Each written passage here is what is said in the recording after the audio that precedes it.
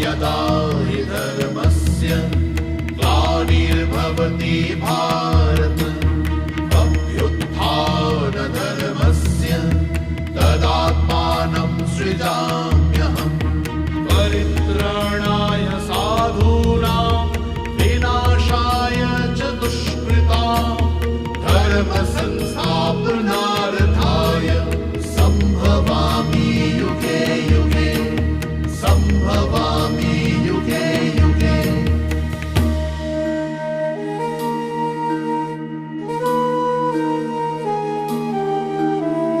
यदा यदा हि धर्मस्य ग्लानिर्भवति भारत अभ्युत्थानधर्मस्य तदात्मानं सृजाम्यहम् परित्राणाय साधूनां